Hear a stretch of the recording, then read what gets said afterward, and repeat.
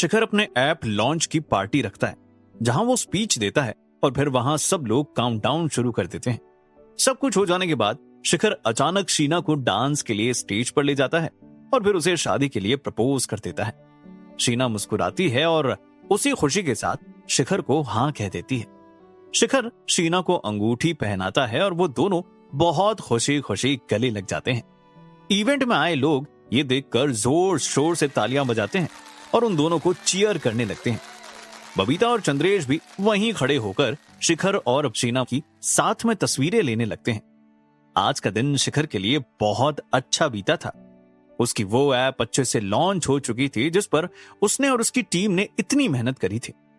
फिर शीना को शिखर ने अपने दिल की बात बता दी थी और शिखर खुश था कि शीना भी उससे उतना ही प्यार करती थी।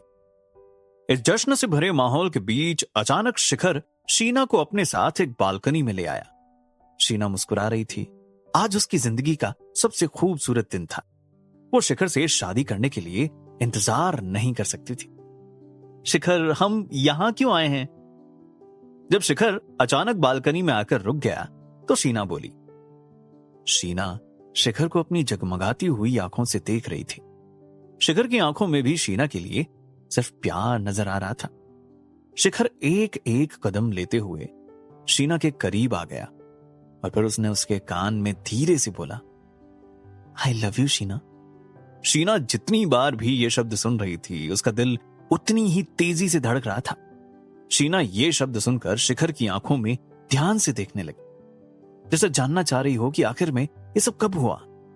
शिखर, तुम्हें कब महसूस हुआ कि तुमने मुझे पहले कभी क्यों नहीं बताया? शीना के मन में कई सवाल थे और सबसे बड़ा सवाल यही था कि आखिर ये सब कब और कैसे हुआ। शिखर हल्का मुस्कुराया और फिर बालकनी की रेलिंग के पास जाकर खड़ा हो गया। आसमान आज बिल्कुल साफ था। एक खूबसूरत चांद और कई तरह के सितारों की रोशनी शिखर के चेहरे पर पड़ रही थी। शीना उसका जवाब सुनने के लिए एकदम शांत खड़ी थी। उसका दिल अभी भी उसी तरह धड़क रहा था। अचानक शिखर ने एक लंबी आह भरी और कहा, असल में मैं भी नहीं जानता कि ये कब और कैसे हुआ, लेकिन कुछ समय से मैं इन ख्यालों को अपने दिमाग से निकाल नहीं पा रहा था। ऐसा लग रहा था तुमने मेरे ऊपर कोई जादू कर दिया हो। तुम्हारी हर बात से मुझे इश्क सा हो गया। पहले तो मैं इस भावना से भागता रहा, लेकिन अब मुझे एहसास हो चुका है कि भागने का कोई फायदा नहीं है। मैं तुमसे प्यार करता हूं और अपनी जिंदगी तुम्हारे साथ बिताना चाहता हूं। ये कहते हुए शिखर शीना की तरफ मुड़ गया। उसकी आंखों की गहराइयों में जैसे शीना की तस्वीर बनी हुई थी। शीना ये सब सुनकर खुद को रोक नहीं सकी और भागते हुए शिखर के करीब आई और उसने शिखर को अपने गले से लगा लिया। शीना की आंखें भरी हुई थी। न जाने वो कब से इस दिन का इंतजार कर रही थी। उसके लिए ये सब एक सपने की तरह था जो उसने एक दिन देखा था और वो आज जाकर पूरा हो रहा था। शिखर ने शीना की तरफ देखा और उसकी आंखों से गिरता एक आंसू पोंछ दिया। फिर धीमी आवाज में बोला, आज के बाद मैं तुम्हें कभी रोने नहीं दूंगा। यह कहकर शिखर ने शीना के माथे को छूम लिया। शीना मुस्कुरा रही थी और शिखर को प्यार भरी नजरों से देख रही थी। इसी बीच अचानक शिखर ने शीना के कंधे पर हाथ रखा और कहा, अच्छा हाँ, मैं तुम्हें कुछ देना चाहता हूं, लेकिन उसके लिए तुम्हें अपनी आंखें बंद करनी होगी। यह कहकर शिखर शीना के पीछे चला गया। शीना की आंखें बंद थी। शिखर ने अंदर जाकर जल्दी से बबीता से कुछ सामान लिया और फिर तुरंत बाहर आ गया। बस 1 मिनट, शिखर ने शीना से कहा, अभी आंखें मत खोलना। शिखर ने पीछे से कहा और फिर धीरे से आकर शीना के ठीक पीछे खड़ा हो गया। अब खोल लो शिखर, शीना ने बेसब्री से भरी आवाज में कहा।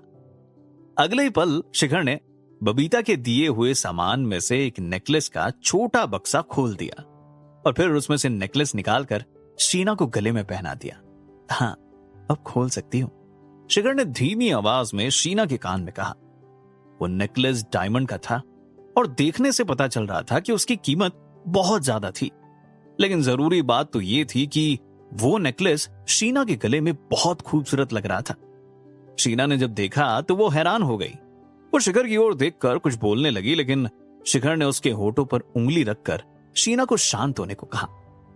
फिर वो शीना के करीब आया और उसने शीना को किस कर दी। तुम अब पहले से भी ज्यादा खूबसूरत लग रही हो शीना। शिखर ने शीना की आंखों में देखा और कहा। शीना का चेहरा लाल हो गया था। आज सब कुछ इतना जल्दी में हुआ था कि उसे अभी तक यही लग रहा था जैसे वो कोई सपना देख रही हो। थैंक यू शिखर। शीना ने शिखर का हाथ पकड़ा और कुछ देर के लिए वो दोनों एक दूसरे की बाहों में ऐसे ही खड़े रहे। कुछ घंटों बाद इवेंट खत्म हो गया। शिखर और शीना बाकियों की तरह अपनी गाड़ी में बैठे और घर जाने लगे। शिखर ने शीना को उसके घर तक छोड़ा और बहुत मुस्कुराते हुए वो खुद अपने घर की तरफ लौट गया। शिखर आज का दिन कभी नहीं भूलने वाला था। वो शीना से प्यार करता था और अब जल्द से जल्द शीना से शादी करना चाहता था। जब शिखर घर पहुंचा तो उसने देखा कि बबीता अभी तक वापस नहीं आई थी। वो बबीता को शुक्रिया कहना चाहता था। इस तोहफे को चुनने में बबीता ने शिखर की मदद करी थी। अगर बबीता शिखर के साथ नहीं होती तो शायद शिखर कभी एक अच्छा तोहफा नहीं चुन पाता। शिखर ने घड़ी में वक्त देखते हुए बबीता को फोन मिला दिया, लेकिन बबीता ने फोन नहीं उठाया। अगले ही मिनट बबीता का मैसेज आ गया। उसने लिखा कि वो बिजी है और बाद में बात करेगी। शिखर ने यह देखकर आगे कुछ मैसेज नहीं किया। उसने किसी और का नंबर डायल किया और उसे फोन कर दिया। कुछ देर घंटी की आवाज आई और उसके बाद दूसरी तरफ से उस आदमी ने फोन उठा लिया। शिखर ने शुभचिंतक को फोन किया था।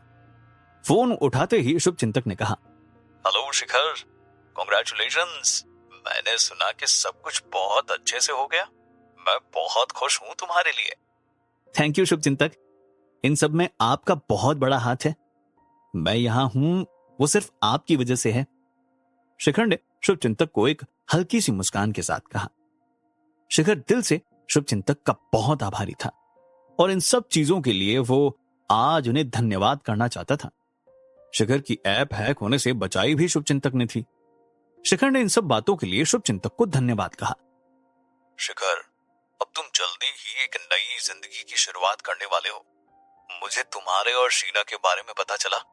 शुभचिंतक ने आगे कहा, मैं तुम्हें शादी से पहले कुछ देना चाहता हूं, लेकिन उसके लिए तुम्हें थोड़ा इंतजार करना होगा। शुभचिंतक ने हंसते हुए कहा।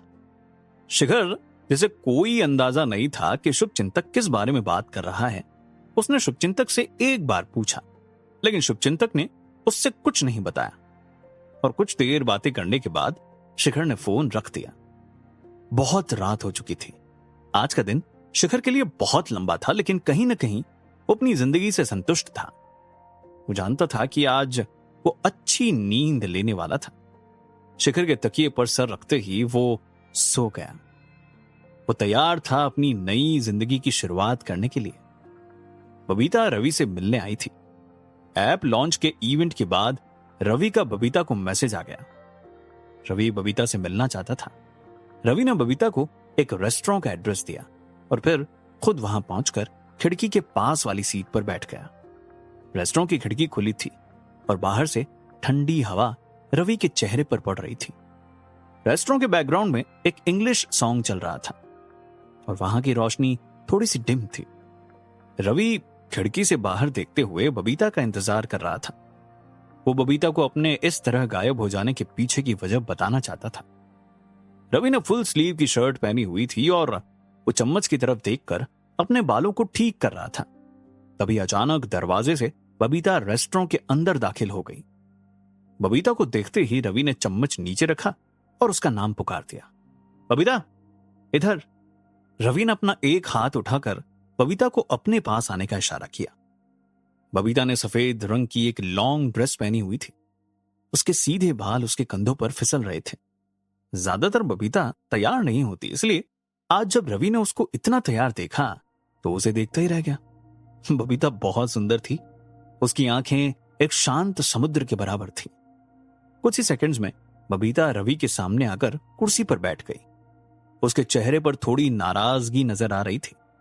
रवि ने यह देखकर अपनी आंखें झुका ली। दोनों एक दूसरे को देखकर यूं ही हिचकिचा रहे थे जब उनकी टेबल पर वेटर आ गया। वेटर ने उनके सामने मेन्यू रखा और पानी का गिलास भरकर वापस चला गया। रवि मेन्यू की तरफ देखने लगा। हालांकि उसके दिमाग में यही चल रहा था कि वो कैसे बबीता से बात करे, लेकिन उसकी नजरें मेन्यू पर थी। देखकर बबीता और भी गुस्सा हो गई और बेचैनी के साथ बोली, रवि क्या बात है, तुमने मुझे यहां बुलाया भी और अब मुझसे बात भी नहीं कर रहे हो। रवि उसकी आवाज सुनकर सब कुछ समझ सकता था। वो उसे बताना चाहता था लेकिन आराम से। बबीता तुम क्या खाओगी, पहले कुछ ऑर्डर कर लेते हैं, मुझे तो बहुत भूख लगी है। रवि ने बबीता का ध्यान बटाने की कोशिश करते हुए कहा, लेकिन बबीता यह सुनकर और गुस्सा होने लगी। वो चिढ़ते हुए बोली, मुझे कुछ नहीं खाना। अगले पल वेटर वहां आ गया। रवि ने अपने लिए पनीर मंगवाया और बबीता की तरफ देखने लगा। वो जानता था कि यह डिश बबीता की मनपसंद थी। उसने बबीता के लिए भी वही ऑर्डर दिया और फिर बबीता की तरफ हंसते हुए देखने लगा। बबीता खिड़की के बाहर देख रही थी। वो ऐसा जताना चाहती थी जैसे उसे रवि की बात से कोई फर्क नहीं पड़ता। रवि ने अचानक बबीता का हाथ पकड़ा। मुझे माफ कर दो, मैं जानता हूं कि इतने दिनों से मैंने तुमसे अच्छे से बात नहीं करी, मैं गायब था, मेरी गलती है। बबीता रवि की आंखों में ध्यान से देख रही थी लेकिन वो कुछ नहीं बोली। असल में बात यह थी कि मुझे शुभचिंतक ने यह काम दे रखा था और क्योंकि यह काम जरूरी था, मेरा सारा समय उसी में गुजर जाता था। रवि ने बबीता को बताना शुरू किया। कैसा काम? बबीता ने पूछा। बबीता को इस बात का अंदाजा भी नहीं था कि रवि शिखर की जान सुरक्षित रखने के लिए यह सब कर रहा था। बबीता का सवाल सुनकर जब रवि ने उसे शुरुआत से हुई सारी बातें अच्छे से समझाई तो वो हैरान रह गई। बबीता को समझ नहीं आ रहा था कि आखिर वो क्या बोले। रवि ने उसे उन सब अंडरग्राउंड हुए बड़े लोगों के बारे में बताया जो मिलकर शिखर को मारना चाहते थे। यह सब सुनकर बबीता के तो जैसे रोंगटे ही खड़े हो गए। रवि की बात खत्म हो जाने के बाद भी कुछ देर तक बबीता सदमे में रही। हालांकि शिखर सुरक्षित था, लेकिन कब तक यह किसी को पता नहीं था। बबीता अब सब कुछ समझ गई थी। रवि का बात न कर पाना और लगातार शिखर पर यूं अटैक होना, जिसकी वजह से रवि बिल्कुल समय नहीं निकाल पा रहा था। बबीता को अपने गुस्से पर शर्म आने लगी। वो अपना सर झुकाकर धीमी आवाज में बोली, रवि मुझे माफ कर दो, मुझे इस बात का कोई अंदाजा नहीं था। बबीता शर्मिंदा थी, लेकिन रवि बबीता के मुंह से यह शब्द सुनकर मुस्कुराया और बोला, मैं जानता हूं कि तुम मेरी परवाह करती हो, इसलिए तुम्हें मेरी फिक्र थी। शिखर का जब फोन आया था तभी मैं समझ गया था। बबीता थी जिसने शिखर से कहा था कि रवि से बात करे और उसी के बाद रवि ने तय किया था कि वो बबीता से मिले और उसे सब कुछ समझा दे। थोड़ी ही देर में टेबल पर खाना लग गया। बबीता और रवि ने मुस्कुराते हुए खाना खाया और इस तरह बबीता का दिन भी एक नरम मुस्कान के साथ खत्म हो गया। अगली सुबह शिखर की नींद एक फोन कॉल से उठी। जब उसने बात करी तो वो बहुत हैरान रह गया। अपने कानों पर विश्वास न कर पाने पर शिखर तुरंत अपनी जगह से उठ गया। लेकिन शिखर ने सही सुना था। शुभचिंतक ने अपना पूरा बिजनेस शिखर के नाम कर दिया था। शिखर की जिंदगी ने एक सुहाना मोड़ लिया था। क्या होगा आगे शिखर की जिंदगी में, यह जानने के लिए सुनते रहिए मिलियनेयर डिलीवरी बॉय।